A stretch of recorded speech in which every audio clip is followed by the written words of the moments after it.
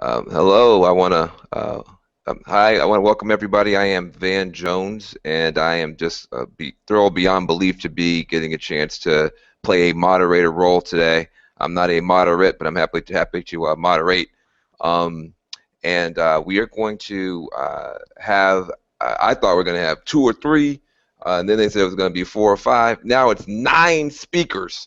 Why would you have nine speakers? Why would you have some of the most important voices in America, some of the most important filmmakers, film stars, grassroots activists, medical doctors, because horrific catastrophe, a horrific catastrophe has befallen an American city, and not enough is being done about it in Flint, Michigan. So we're going to spend the next half hour, maybe a little bit longer, just getting you up to speed, you who are listening here. We want to give a big thanks, obviously, to NBPC. This is their YouTube channel. It's their Google Hangout. But this is hashtag Justice for Flint. I'm just going to say very quickly the names of some of the people who are on the call. I'm going to start asking questions of folks, and we're going to hear from a lot of voices.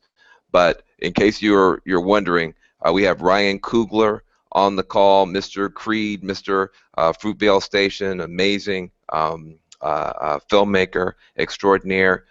Rhea Boyd is here. She's a medical doctor. She's a pediatrician, human rights advocate. We also have Carmen Perez, executive director for Gathering for Justice. Michael McBride is on the phone, director of the PICO network. Vien Truong is here. She's with Green for All. The wonderful, amazing actor Mark Ruffalo, who is a green hero, not just when he's the Incredible Hulk on the Avengers, but in real life. We got Rick Carter, executive director for Michigan Faith in Action, one of those beautiful frontline organizations. Also, Rashid Shabazz, who's the vice president of communications for the Campaign for Black Male Achievement. Here, because it's hard to have black male achievement or black female achievement when you have your children being poisoned with lead. And last but not least, the amazing Rashad Robinson, who is the executive director of Color of Change, which I believe is the biggest, strongest online justice organization in the world. And there may be a few more surprise folk drop in. So I just want to get started by asking some questions of Carmen, of Rick, and of Rashad, just to get a quick status update on where do things stand now. I know Michael McBride cannot stay on the whole time, so I'm going to get him in as well. But Carmen, you're the executive director of the Gathering for Justice. Give us an update. You got people all around the world tuning in, trying to figure out what is going on. What's happening in Flint? Well, I just want to say thank you to everybody for having me on this call, and also, Rick Carter, who's actually one of the people from Flint Rising, is somebody who could explain it better than I can. But, Justice League is a criminal justice organization, and one of the things that we have never really tapped into is, understanding a water crisis. But our humanity didn't allow us to not do anything. Specifically, seeing what was being portrayed in the media, we wanted to learn firsthand what was happening on the ground. And so one of our Justice League members had actually put together a meeting for us to meet with people from a different community members from a coalition, Flint Rising, and that's where we met different people like Reverend McCathern. We got to meet Rick Carter. We got to meet other people. But what we saw is that the community is sick. There are babies with rashes. There are, it's not just about water. It's also about a community that is in dire need. And so we've been back here about 3 times. Tamika Mallory, myself, our Justice League family have been here to provide relief, but relief isn't enough. We're not doing enough. And we know that it's going to take political pressure, it's going to take public awareness, but what we are able to do is to bring our resources, our network, to actually come and see the faces of Flint. We had a town hall meeting where people from the community shared what was happening to them. This crisis has been going on since 1977. The water crisis has been contaminated. The water has been contaminated for 2 years, and Rick could explain a little bit more about that. But people are just finding out. About a month ago, one of the young men, Kendrick, that we met, said he just found out a month ago, and it was because he was seeing tanks come into the community thinking that there were these police officers coming to take people away, but it was really people trying to get water to the community. And so for us to see that the community isn't even aware that their water is contaminated is criminal. Yeah. Well, listen, first of all, I appreciate your witness and your work. Also, we've been joined by Ava DuVernay, the other filmmaker extraordinaire with Selma and so many other great projects. Because we only have half an hour, now we have 10 people. Everybody's going to have to be short. So you gave an example of how to be long. Rick going to have to give an example of how to be short. What's going on? Give us the update, brother. Rick, are you there? Okay, I'm going to skip and let Rashad jump in. Rashad, break it down for us. What's the state of action from your point of view? Thank you, Van, and it's great to be on. A couple of quick things that we're looking at and that folks can do. You know, I have staff on the ground right now working with a wide range of organizations locally. We've crafted a number of sets of demands in terms of what we need to do to strengthen regulation, quite frankly, that has been chipped away by the right over the last several years. And so we're doing a lot of work right now to strengthen HUD's hand, to strengthen the hand of the EPA and others. We have a long road to build back some of the regulations that have been pushed aside, so that we're not just, so we're uplifting these stories of Flint. We're dealing specifically with bringing campaigns that push for more relief and supporting organizations on the ground, but we're also looking at all the other areas around the country that could be the next Flint, because we recognize that this is a problem that we need to solve both locally, but think about the national work that we need to do in the coming down the road. So people can go to Rashad, how do people get connected with colorofchange.org? Real quick, and I'm going to move on. But how do people? People could go to colorofchange.org, and right there they'll be able to find the campaigns that we're currently running. They can also join us through their smartphone by texting the word color to 225568, the word color to 225568, and get updated not just on the work that we're doing in Flint, but around the country, but specifically ways they can get involved down the road. Thank you for your great work, brother. We're going to loop back to Rick once we get that sorted out. But let me go ahead and I want to bring Mark Ruffalo and Ryan Coogler into the conversation. You know, Blackout is doing a big concert tomorrow. Next week, Mark Ruffalo and Green for All and Vien are going to be doing a big bus tour. Mark and Ryan, I'll let Mark go first, 'cause I know he has to leave early. Mark, why should artists care about this? Well,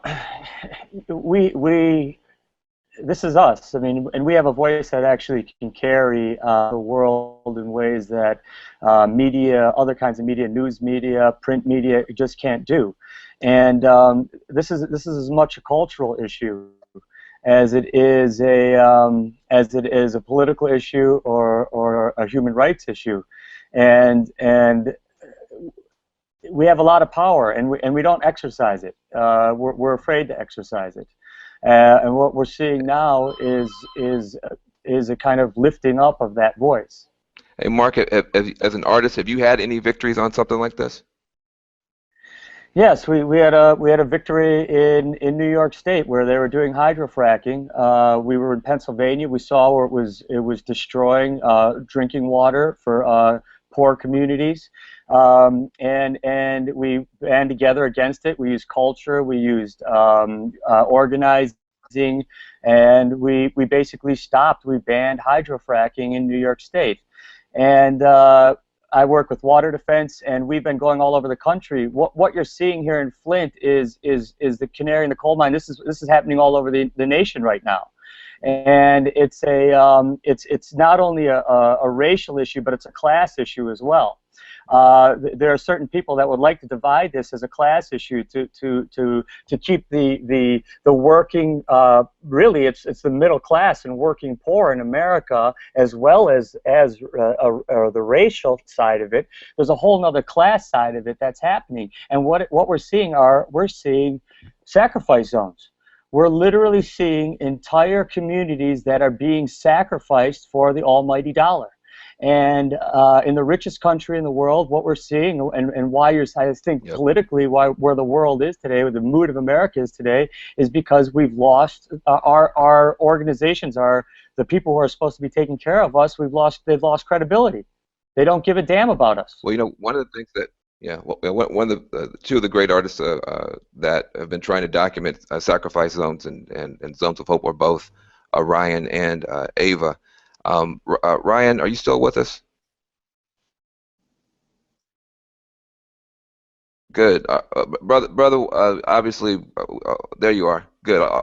Obviously, you've done such a great job of shining a light on Oakland and every place else.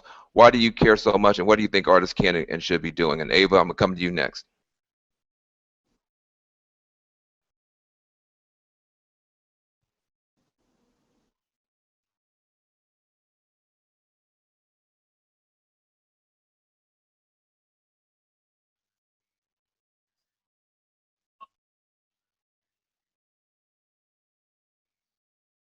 A lot of people's attention. You know what I mean? A lot of people want to hear how we think. What motivates us. And it's an opportunity, like Mark said, that in this day and age of social media and technology, that's able to.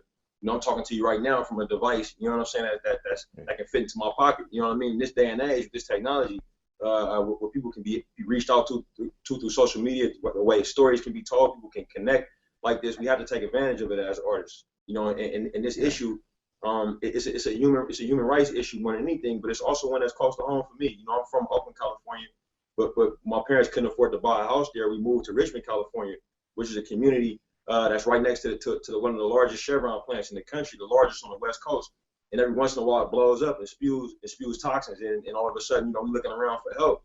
And they want to shoot us a little bit of money. You know what I'm saying? But people's children are being born with asthma and all types of different health-related issues. And for me, one thing that I wanted to do was actually come to Flint and actually talk to the people.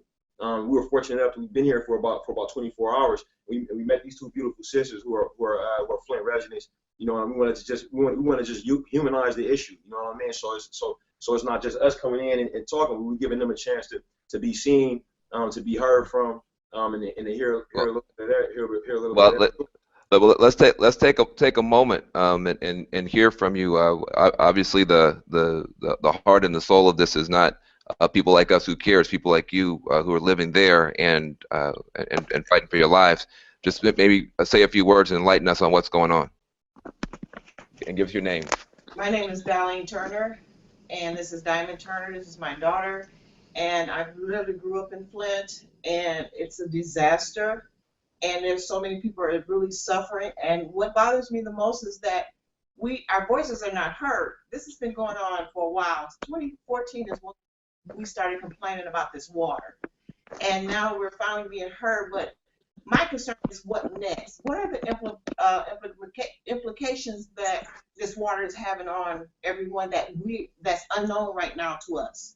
And so I'm looking further in the future to the what next and making sure that those pipes that needs to be fixed immediately, not 2 years from now, 3 years from now, but immediately, because this giving water, I appreciate that. It's great. It's a great resource, but it's only temporary. That's so right. We really need something that's permanent. And these children are going to need a what next, and that's what we're working on now. That what next. Well, I tell you what, you teed up the next set of speakers very well, because we have some what's next activists on the call. Before we get into that, because I know when you talk about having PICO on the call, there's a what's next. When you have a Green for All on the call, there's a what's next. Before we get to that, I want to make sure to hear from Ava in terms of how you see this. Why does this impact you, and how do you imagine that someone with your platform and your vision might be able to support what's happening? Well, hi everyone, and thanks, man. Even more than my personal connection to it, which is one that's just very steeped in being interested in folks having basic human needs. I mean, water is pretty important. The fact that we've been talking about it in this context is a little ridiculous, and more than that, I'm interested in making sure that people at home understand how they can be involved with this. Tomorrow, we've asked a bunch of our friends of Blackout for Human Rights, to come and stand with us and in amplifying the voices of the people of Flint. So basically, this is designed to be performances by our friends who are giving their time, who are giving their talent to uplift the community, to give a moment of kind of enjoyment, of togetherness in the midst of this chaos and trauma, but then also to give them voice, or to help amplify their voices for whatever reasons that we all are aware of. You know, we get the spotlight, we get the platform, and so we're just sharing that spotlight and that platform with the folks that really deserve it right now. And so in between each of the performances, there'll be people like the sister who just spoke, speaking and talking directly about what does justice for Flint look like. We can't come in and assign that from the outside. We have to listen to the people there. So that what this is constructed to be, people will be able to go on to revolt.tv, watch the show, watch the live stream, have some fun with Janelle and Dej and everyone else, but then also hear these voices. And then we ask you to please text a donation if you feel so inclined, using 83224, texting the word justice to 83224. All of the funds are going to be going directly to Flint activists and Flint charities and efforts for the Flint recovery on the ground. And like the sister said, it's more than water bottles, even though what we've been hearing, that's appreciated. This goes much deeper into, you know, how do you wash clothes with a water bottle? You know what I mean? How are you bathing with those things? But even more so, the trauma of knowing that your elected officials at the state level have ignored you and put you in this position. So there's a lot to do, and shed a light on all of that. Okay, and if people want a little bit more information about the event, where should they go? Just one more time, Ava. Hello. Oh. Hi there. Can you hear me? Yes, I'm here. Revolt.tv would probably be the best place, because that's where you'll be able to see the live stream. If you're on Twitter, the account to follow is United Blackout. Gotcha. Thank you so much. Well, you know, if you just joining, Carmen Perez really lit it up. She got us off on a very strong footing, because like many people, we were not from Flint. Our hearts are in Flint. Carmen actually has gone there. She's actually put her body where her mouth is, and it's part of the reason she's such a respected and esteemed leader. I think she painted a strong picture. We've also heard from folks who actually live there. We've heard from artists who care.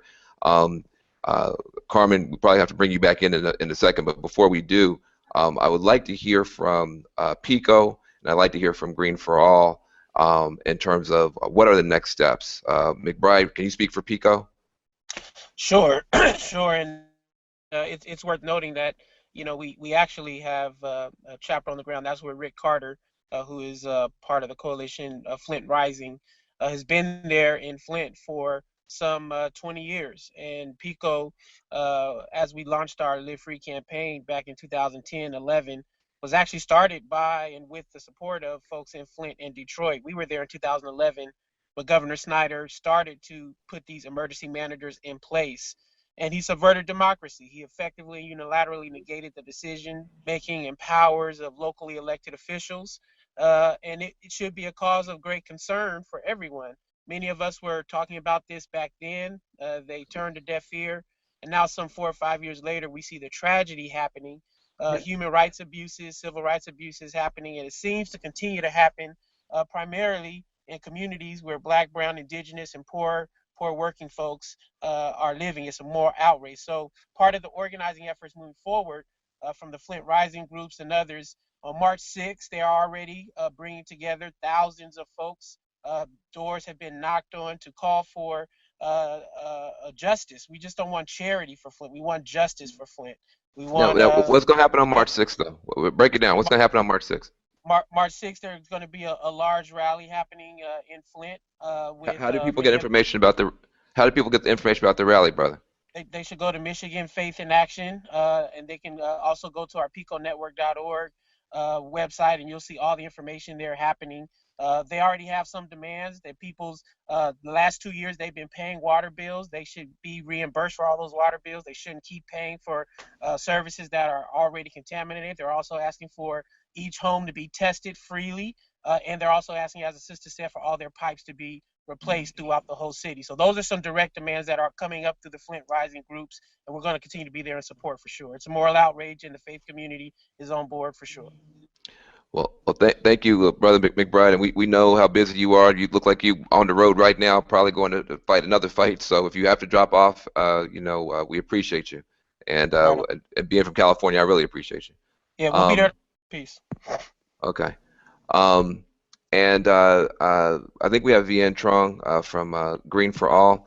Obviously, Vien, one of the great environmental leaders in the country, responsible for so much good stuff in California, now across the country.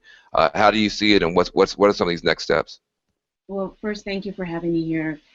For me, this is a really personal issue. I grew up in Oakland. I grew up in the Fruitvale in Oakland, a few blocks from Fruitvale Bar Station.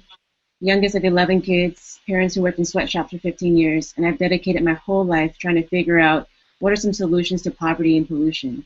And what I know from this career is seeing that what's happening in Flint is a systematic and institutionalized racism. And what we have to do is to make sure that we're following the lead of people who live in Flint, making sure that they're guiding the planning, guiding the funding, guiding the future of Flint, and that the rest of us nationally are here to support that effort.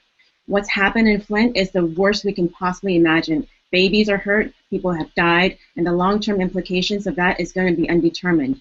And for all of us, what we now need to do is to make sure they get the very best that the country has to offer. And resources and funding and expertise and policy and politics, all of us should just stand by and say, what do you need? What can we do and how can we help? That this has been happening since 2014 and that we're now finally hearing about it is a disaster and a tragedy, and we have to fix that. So the tour that we're going to be doing next week is about how do we bring the cameras, the support, anything that we can lend, and really stand by and ask, how can we be useful to the people in Flint to guide the future of it? So I know Green for All is working with Mark Ruffalo on this thing. How do people support Green for All? How do people stay informed? Yeah, so greenforall.org.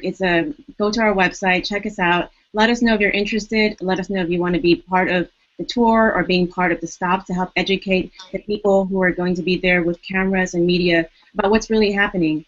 The leader who is representing Flint here with Ryan, what we should do and what we should make sure we do is give her the mic and just clear space and hold space for her and for leaders of Flint to tell us what is the priority, what is the need, and how can we make sure that we're building into that process the ability for them to guide where the funding should go, where the jobs should go, who should have the contracts, what should emergency management look like, and what should the EPA do? What should the White House's reaction be? And then we just hold that space for them to guide us.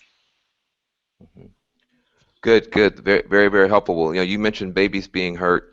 I wonder if Dr. Boyd might be willing to jump in right now. Obviously, Rhea Boyd, medical doctor, human rights advocate, justice fighter extraordinaire.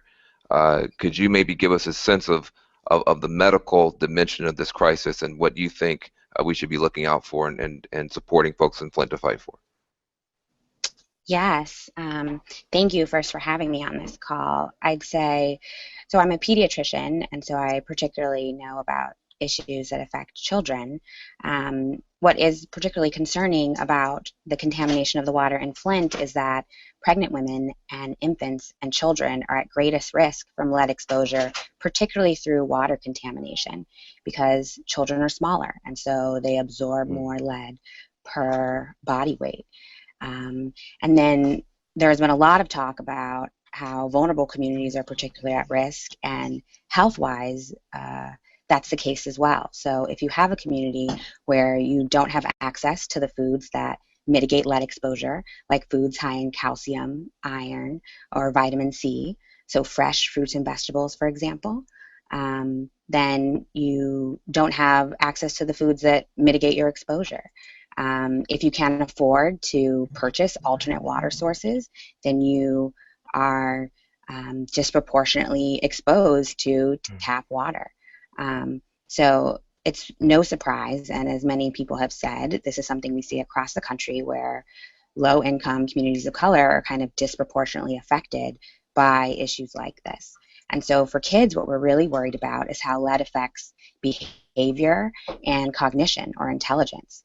So while not every child will be affected, we're concerned about whether or not these kids will be able to reach their full educational potential, which then affects their earning potential, which then affects how they can provide for their future generations. I mean, there are even studies of lead exposure for pregnant women that show that the grandchildren of the in utero baby still have signs of lead exposure. So what we're talking about is not just giving water to people. We are talking about lifelong wraparound services that prioritize the needs of low-income communities who are disproportionately affected. That includes educational supports, behavioral supports, and access to healthy food, and early childhood interventions, preschool, for everyone in the area. So thank you for having me. I'm hoping with the support of these groups, this issue can gain some more visibility, and we can think about it for other populations, because like Mark said earlier, this is an issue that affects, unfortunately, communities across the country. And how can people support you and support your work? What can we do to back you up? Because you're taking on a lot in terms of just your thought leadership, your expertise. So what I would say, I'm based in California, and I'm on our American Academy of Pediatrics, which is our professional organization's board for our area. As we know, pediatricians were the ones who kind of shined a light on this issue and have led the way in researching how this affects kids and future generations.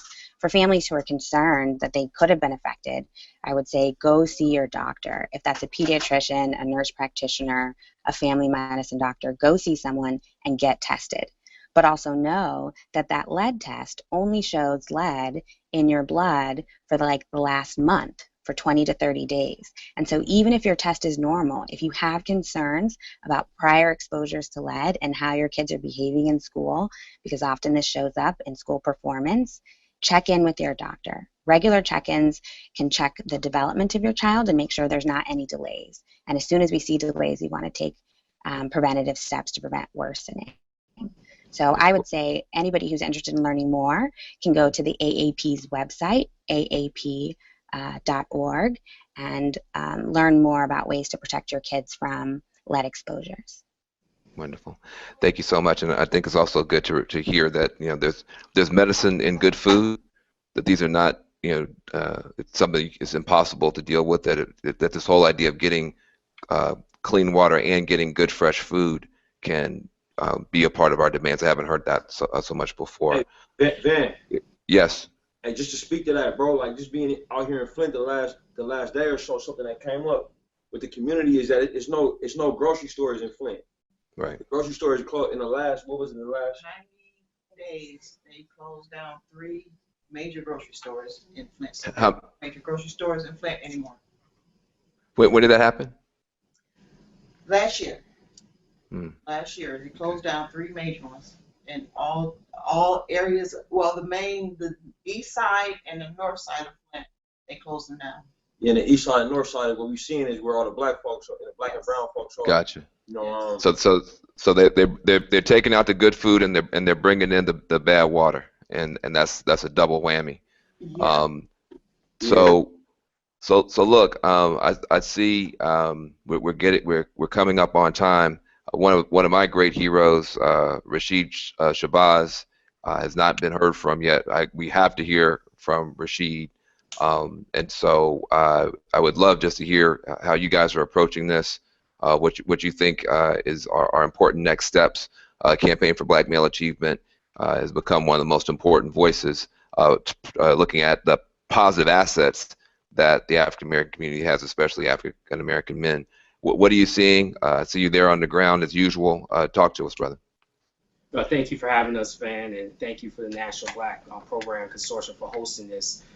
You said it best. If our communities are being poisoned, how are we going to achieve? How are we going to thrive? And I think the reason we've done this and why we're doing Justice for Flint is to bring both some hope, bring some inspiration, bring some solidarity to the ground. But the issues that we're talking about, I think Mark Ruffalo said it best. These are issues that are about power. These are issues about money. These are issues about communities that are being disenfranchised for a long time. And the work of the Campaign for Black Male Achievement, our commitment has always been to catalyze individuals, to be a support to individuals, leaders on the ground committed to Black men and boys. But our focus has always been community. It's about Black women and girls. It's about broader networks. And when we see the things happening right now in Flint, Mark was right. This is just a canary in the mine. And that we need to be mindful that, as Rashad said, there are other Flints on the potential. There are other issues out there. And when we look at these issues affecting community, we look at the issues affecting all of us, we need to see that there are some real sinister things happening. And we need to organize around it as community. And that when we say power to the people, we really mean power back to the people, that people need to organize and come together and be as one. When we look at what happened with the drug policies over the last 30 years, we saw that the canary in the minefield was Black men and women.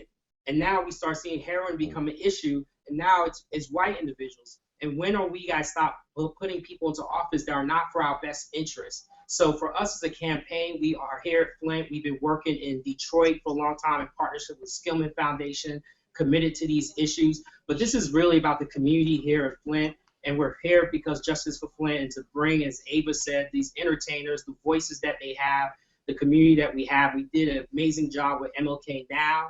And with that potential and that catalyst and that drive, we just wanted to build off that momentum. We did not want to stop because we know that this is a moment that we're in. When we see Black Lives Matter, we see people organizing. We don't see those things disconnected. We see it as a whole. And so we're here on the ground with the folks on Flint because we love them. And I think that's the last thing that we haven't talked about, is that the humanizing aspect of this, we need to start with love. We need to start coming with a sense that we're committed to this because we love our communities, we love ourselves, and we love all people. And yes, Black Lives Matter. So we're committed to this because we're here at Flint, and to see that these individuals have not had grocery stores for 90 days, it's just, we shouldn't even be talking about the demands that crazy. I talked about. Yeah. It's crazy. Yeah, and the fact that nobody knows it, like in you know, every day something on here. I mean, these people are brilliant. Like this young sister here is from Flint, goes to University of Michigan at Flint. You know, she's starting acting programs for the children out here. But she said the first thing that got cut in the city was the arts programs once the city got broke. And then one thing I'm realizing, just going from these disenfranchised communities, man, like it's a phrase that folks say that's the rich get richer and the poor get poorer. What I'm realizing is that not only do the poor get poorer, but the poor get systematically attacked by the people who are supposed to protect them. And so often they pay financially for those attacks. You know what I mean? Like where I'm from, we pay the police just like everybody else. Pay for water. These people in Flint paying the most egregious, most expensive prices for water, and that water is poison there. You know what I mean? So and they vote to put people in office, and these people in office make moves that not only don't protect them but attack them and damage them and damage their children. So I mean this idea has to stop. Well, listen. Well, look, I just saw you talking about people on the ground level. Rick just got back in. Rick, we only have a few more minutes, but I'm so glad you're able to call back in. Carmen, you're going to get the last word. You started it. Carmen, you're going to have to finish it. So get ready because we want to know how we can back you up and how we can support you. You've always been, I mean, your whole life. I think you came out of in diapers fighting. So we know we got to back you up. But Rick, let's hear from you. And sorry about the trouble getting your voice into this conversation. You there, Rick? Rick is the executive director of Michigan Faith in Action. He's one of the key leaders, and it's a tragedy that we're not going to hear from him. But everybody who's on this call and under the sound of my voice can testify to the incredible work that's being done, that's being led, and obviously, the faith community is going to have to really be enlisted in a completely different way. Carmen, give us a few words just of how we can support you and back you up, and then we're going to try and do a little bit of Q&A, just maybe 5 minutes of Q&A. I may have to turn it over to Rashad to handle it if I have to go, but how can we back you up, Carmen? So we put together an online registry, bit.do/4Flint, because when we met with the residents, there were other things than just water that folks needed. Also, people could find out more information on our website, gatheringforjustice.org. But I did want to bring up the voice of the Latino community who hasn't necessarily had the same access to water.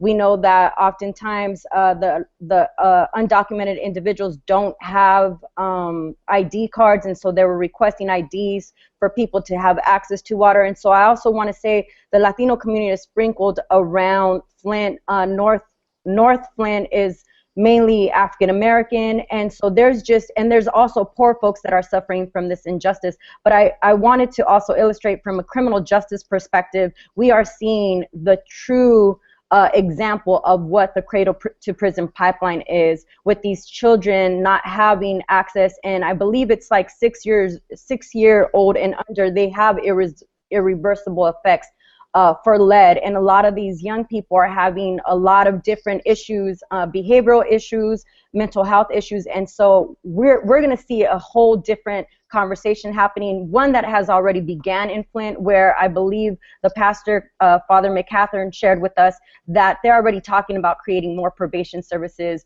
for the city. So just so that people know, not only are we talking about the criminalization of Black and poor brown people, we're also looking at the lack of access that some of these populations have trouble getting. So. And just say one more time how we can back you up. How do people connect with you and stay connected with you? Go to our website, gatheringforjustice.org, gatheringforjustice.org. Good. Thank you. Well, look, I think that's a very important perspective in terms of the Latino as well as the African American perspective. This whole food justice element is something I don't think has been lifted up properly. Understanding that it's, for basic food, but also there's medicine in some foods for these children, and that needs to be something that's lifted up. Rashid is brother. I'm going to ask you if you would be so kind to lead the rest of the call when it comes to the Q&A. I hate to put you on the spot, Rashid, but you've had worse things happen on worse days. So I unfortunately being called back over to the studio. We're doing this coverage for South Carolina, but I just want to say I am so blessed. I know so many people on this call, and those I don't know, I know your work. This is the kind of generation-defining tragedy. Katrina.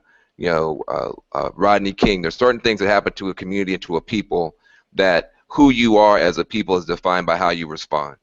Who you are as a country is defined by how you respond.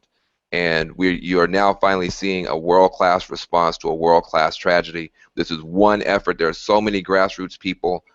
We should continue to lift up the voice of the grassroots people, but hopefully by being connected to the people who have given you those websites.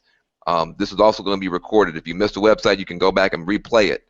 But please spread the word about this fight. This is a desperate fight, and I appreciate having the opportunity to be a part of it. All the best. I'm going to hand this over to Rashid. Appreciate everybody. Thanks, Ben. Thank you, Bye-bye. man. Appreciate you, brother. Thank you. So thank you. Thank you, man. Love you, man. Appreciate it, what brother. I'd like to do is before we switch to the Q&A, it's just briefly, if I could turn it back to Ava, can you just again remind us about what's happening tomorrow for Justice for Flint, where people can actually go, and then what I want to do is turn to the Q&A. But before I do that, I would like to hear again from Mark before he has to leave, and also from Rashad. So Ava, can you give us where we are for tomorrow? What is Justice for Flint? And just give us another overview of where people can go. Absolutely. So this afternoon, folks have heard some of the kind of foundational concepts behind what we're doing. There's so much more to learn. It's really about educating ourselves and listening to the people of Flint. The people of Flint are center stage. Consider the performances that are coming into Flint that Blackout for Human Rights is bringing in as kind of the introductions to the people who will be speaking. We've called upon our friends to come out and perform and provide a space where the people of Flint can be heard, where the spotlight can be put on them. And so that happens tomorrow at Whiting Auditorium. That space is already at capacity, free to the people of Flint, so that's all done. Hopefully it'll be a wonderful evening for them, and everyone else can watch on the live stream. We'll be taking over the homepage of revolt.tv tomorrow, starting at 5 p.m. Eastern. Revolt.tv, you can watch the whole evening. We'll be going from about 5 to 10. Again, performances and conversation, listening to the people of Flint, as well as enjoying some performance by some of the boldest artists that we could find to bring in. While that's happening, we asked you to text in and give what you can, $1, $5. Charges apply, but basically all of the donations will go towards a consortium of Flint recovery efforts. All of the money that we bring in, we're working to make sure that that goes directly toward the Flint recovery. We've raised money through a bunch of other organizations, private individuals, to put on the show itself, so you can be assured that the money that you give will go directly to the effort at hand. And that number, you can text the word justice to 83224. Again, justice to 83224. Please tweet that out. Please share that with people. Justice to the word 83224. Text it to your phone book, and watch the show on revolt.tv tomorrow. All right, thank you, Ava. Mark, before you leave, we wanted to get you back in really quickly. Can you just talk a little bit more about the role that you see this happening? One of the things that I think is the most powerful thing is that with Carmen, with you, that we're really showing that there's a diversity around this issue, and that we appreciate you being on with us today. Can you talk a little bit more about what you think we need to be doing before you have to leave and go receive your award tonight? Yeah, so I've been doing this work in other communities too, fracked communities, other communities who've lost their water as well in the United States, and as an entertainer, you know, there's kind of a good way to do this, and a way that you keep yourself out of trouble, and that is to bring the spotlight to you, and then put the people on the front lines in the spotlight, to make the space for you people, the people who are suffering, the people who are fighting for their lives, to be heard in the world. And that's, I think, the best way for an entertainer or someone in my business to be the most supportive. And it keeps you out of trouble, and it also makes you safe from any kind of criticism. I know that a lot of actors, entertainers are afraid to step out into the world because there's some forces out there that want to see us really fail. They want to hurt us. They want to quiet our voices because they know that we can reach the world. And the way you do that is by taking the spotlight off of yourself and giving it to the people who are fighting for their lives. And I want to also say to my brothers and sisters, entertainment or cultural people, is that when you go to these places, the amount of love that you get to participate in is so inspiring and awakening and refreshing, and reminds you of why you began this journey as an artist. And so that's what I want to give, and I'll be there next week to support. I love you guys, man. I love what you're doing. Thanks, Mark. Thank you, Mark. You're the best of the best of the best. Bye. I want to switch to Rashad to kind of lead us as we begin to wrap up. One of the Q&As that we've talked about is a lot of people are asking how they can get engaged. We also are talking about the issue of humanizing us as a people, and that's the work that you have led so strongly, the work that we partnered with you at the Campaign for Black Male Achievement on. Can you talk a little bit, one, how can people get engaged? I know there's going to be some direct actions that can be taken that you all have led and can be part of. Can you talk a little bit about that, and also talk about how do we turn this into how do we move from this being an issue where it's so distant between those who see us as a community, a Black community? How do we get people, or Latino community, how do we get people to empathize around this issue? Can you talk a little bit about that? Absolutely. Thanks a lot, Rashid, and thanks for all of your work. It's such a pleasure to be here with all of you thinking about this. You know, we've launched a couple of different asks and sort of collaboration and conversation with folks on the ground to sort of get people who are paying attention right now to actually like start building energy online at direct action. There's a, you know, we talk a lot at Color of Change about the difference between being present and being powerful. And so often what happens in these moments is people see what's happening, they share articles, they tweet about it, but then we don't actually build the power to fundamentally change the things that happen, the written and the unwritten rules that say whose lives matter. And so we've actually started to got to build the momentum at the state level and at the national level to start forcing a set of reforms. Organizations that Color of Change has been battling with, from the organizations like the American Legislative Exchange Council to a whole host of organizations which pass these laws at the state and national level, will continue to come back and bite us all around the country. So for us, we've got to do all the work we can at the local level to build energy for Flint and for the people at Flint and make sure people's stories are front and center. But we've got to build momentum and power all around the country, because we're going to continue to see these issues happen. And to the extent around how we continue to tell this story, you know, we've been doing a lot of pushback, both behind the scenes with news media and news outlets and how they're covering this story, who they're talking to, making sure they're uplifting the stories of the most vulnerable, making sure that they're avoiding the kind of political narratives that can sometimes drown out real people's stories, and don't allow us to actually do the work of bringing more voices to the table, people who are not affected. And I want to really thank Mark in particular. You know, we were in conversations with him from very early on about partnership, and our organization partnered in sort of pushing out material on some of the testing. But his willingness to step into these conversations along with everyone else as allies. And so, you know, I always thank and appreciate allies who are stepping in different ways, and not only see themselves as allies, but see themselves as part of the movement. So we're working to give more and more allies things to do. We're also working with the larger progressive, sort of the folks on the ground have been wonderful, and we want to make sure national organizations who are engaging, especially national organizations who are not indigenous to these communities, that they're thinking through what the right asks are, that they're listening to the community, that they're following the community. And so we're doing a lot of work there at translating for folks outside of this how to engage, because unfortunately for us, we continue to have to engage all around the country when these moments come up, when these tragedies and disasters come up.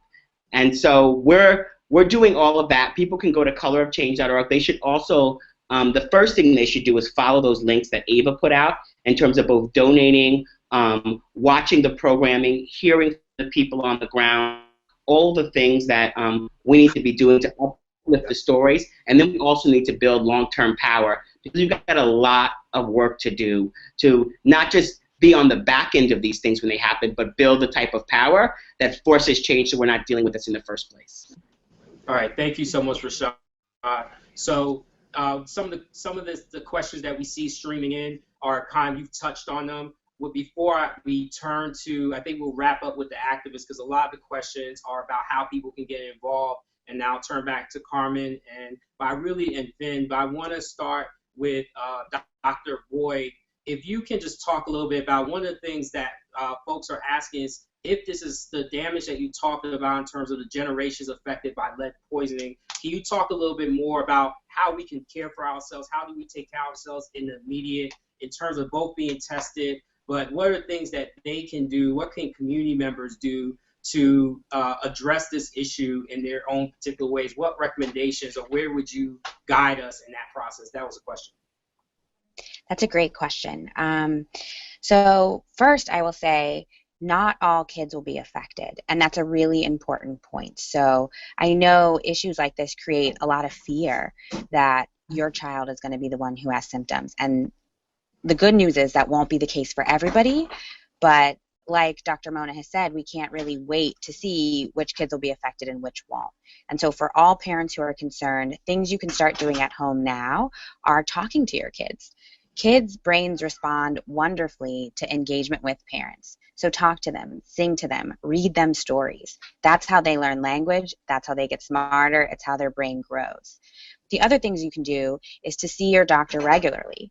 Part of the visits that we encourage families to have with pediatricians are to check developmental growth. And so we're checking to make sure that kids are meeting their milestones. And if you are concerned your kid may have missed a milestone or are not doing the things that they should be doing for their age, or the same thing that their other friends that are their same age are doing, check in with your pediatrician about that, and they can double check that.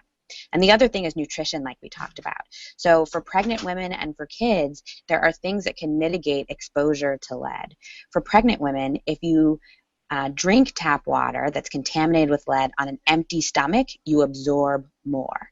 And so you need to eat regularly, you need to eat well, and you need to drink only bottled water if you live in areas where your water is contaminated. For infants, their formula should be prepared with bottled water. Do not use the tap water, and don't use water with electrolytes in it. I know some people are offering free bottles of like vitamin water or Gatorade. Because babies' bodies can be very sensitive to electrolyte changes, it has to be regular water, but we want to use bottled water.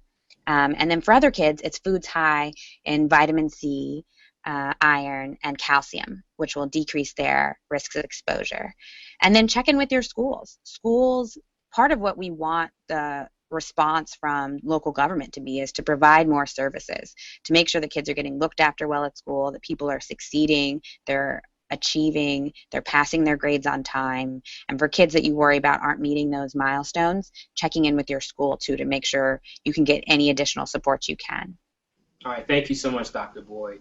So as we begin to wrap up, we're going to turn, first I want to hear from Vien from Green for All. If you can just talk about your final thoughts, what we need to be focused on at this moment as we wrap up, and your hopes for justice for Flint.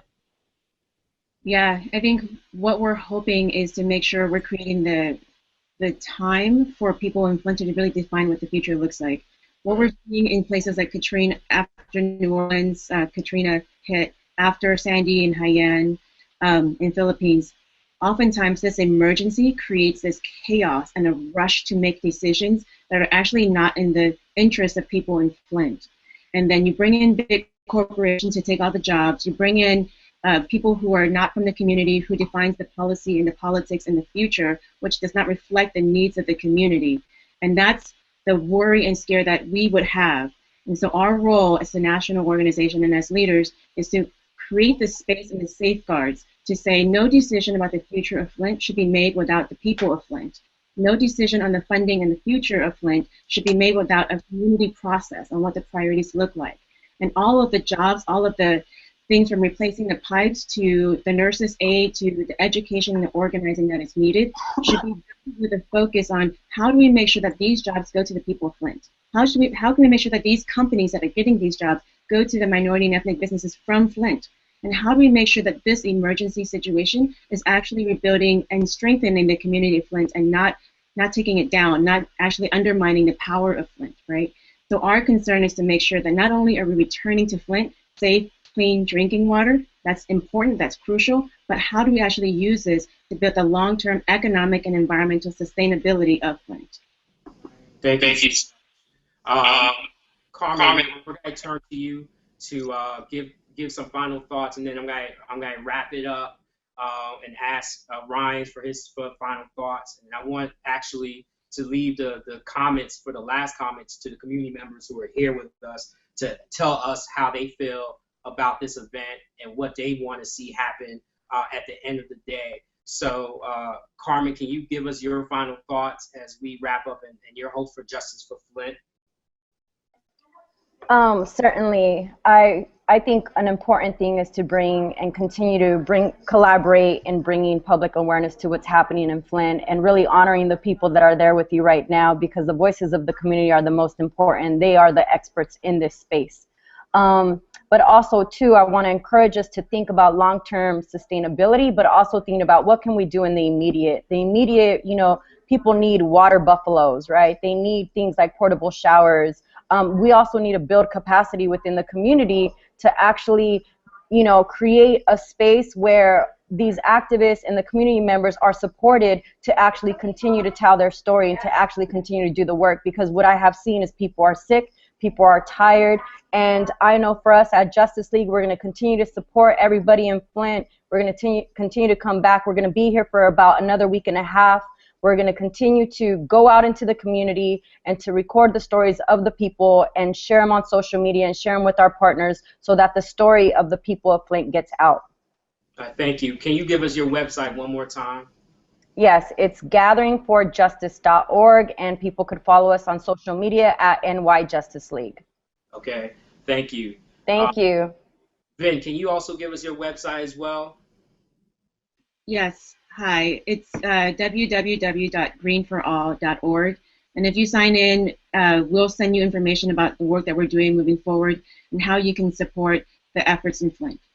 All right, thank you so much. So I'm gonna turn it to Ryan. When I first talked to this brother, he came to me with an idea about Blackout for human rights. It was still in fruition, and we were talking about the project, and I could just tell how much he loved the community, how much he loved the work he was doing, and that love was why I joined Blackout.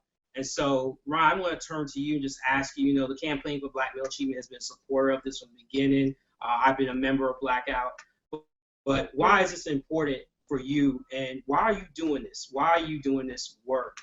You went from MLK Now to this. People want to know, like, why are you engaging in this, and what can they do to stay engaged for long term?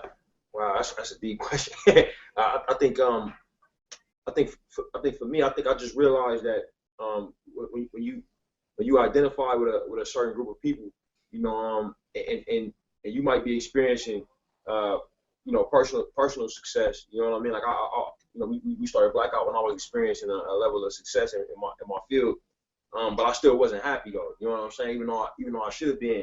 And you realize that that as a human being, you can never truly be happy when you know that people who are close to you or people who you identify with are still suffering. You know what I mean? And whatever young person I see on a videotape being brutalized by the police, young men, young women, no matter the color, you know what I mean? I obviously sympathize with them because I've been in those situations. You know what I mean? I identify with those types of situations. When I see communities having all of their control and autonomy to protect their youth, to protect the people who are most important to them, to protect their innocence, when I see that stripped away from them, I relate to that. I know what that feels like. You know what I mean? And I think if you seeing your fellow man as a human being, you can never truly be happy when so many of them are suffering or without power. So in our spare time, everybody in Blackout got another job. You know what I'm saying? But Dan over here, you can't see Zendy. Over here, you can't say they have day jobs. We got day jobs. My day job is making movies. You know what I'm saying? Same as Avery, Rashid. Day job is working. You know what I mean? With Campaign for Black Male Achievement. We donate that spare time that we have towards these causes, man. And to tell you the truth, I haven't ever been happier than I have been. Dealing with these events and meeting folks and experiencing different communities. And every time you go out and do it, you see so much of yourself and the people. You know what I mean? That energizes you to keep it going. But and the best thing about the network is it's not mine. Like, it didn't start with me. It started with all of us. You know what I mean? And it just continues to grow and get bigger and bigger. That's the most I can say about it before we turn it over to these sisters. All right, thank you so much. So before we wrap up, I want to thank Ryan. I want to thank the Campaign for Black Male Achievement. If individuals want to learn about it, you go to blackmaleachievement.org. As our CEO, Sean Dove, likes to say, we're in the business of building beloved communities for Black men and boys, but also for the Black community as a whole. And what we've built with Blackout is a beloved community. We're committed to improving the life outcomes and really trying to end the atrocities that we see happening in human rights violations. And so before I turn it over, I want to first thank the National Black Programming Consortium for hosting this today.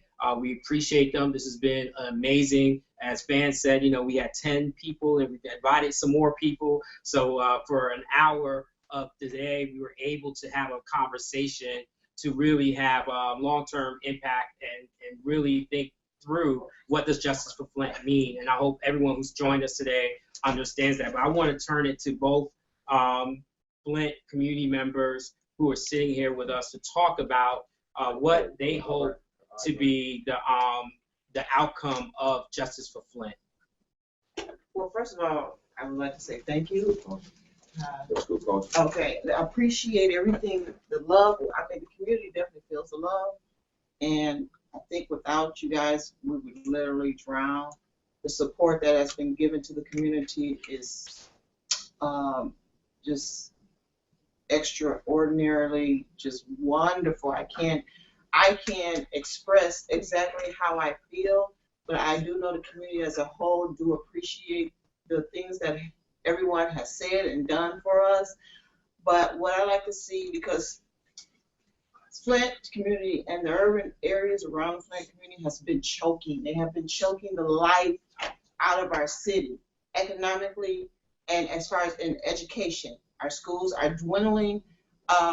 We have very little economic resources here in the community. And I would love to see more economic development and things as far as the pipes and everything, bring our people in and train the people of Flint to do it. the capacity, we have great capacity here, and it can be done. But what I've noticed that what's been going on lately is that they've been bringing they've been outsourcing a lot of things, and the community has not had a say in it. So I would like to see the community have a larger voice, which you guys have been definitely doing for us, and we do appreciate it. But economically, we do need to develop our urban area and empower the people that are in the city. And to, again, Ryan mentioned the grocery stores. The city does not have fresh fruit. You know, the nurse was basically saying that they need fresh fruit, fresh foods, whole foods, and we don't have that now that the major stores are gone. They're on the outskirts of the city now, and so they're going to these mom and pop stores, and these stores do not they have a lot of junk food, a lot of sugar, and that's what a lot of the parents they're forced to get because they really don't have transportation. So again, what next for me is to begin to develop and use the community, the citizens of the community, because we have the capacity. So again, that's my what next, education wise. All right, thank you. You're welcome. Oh yes, my mom touched on a lot, so I'm just gonna say thank you for everyone in Flint for bringing Justice for Flint, this program, this concert to Flint for the Flint people, because this has been going on for a while. And so to know that people are behind us and standing behind people with resources, people with, who have influence in, the nation as a whole. And so just to put this on so people can, have relief and just relax for a while and not have to worry about that, and know that people are standing behind us in this community is great, and it's such a blessing, and just thank you all for it. We appreciate it. Thank you so much. So I think we're going to end there. Again, revolt.tv or hashtag Justice for Flint. I don't think there's any other words we have to say after those comments. So thank everybody for joining, all of our speakers today, our panelists, Carmen, those who are still on, Dr. Boyd, NBPC, and Vien. Thank you so much for staying on with us to the end.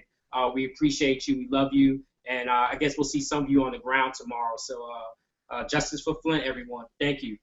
Thank you. Thank you. Bye-bye.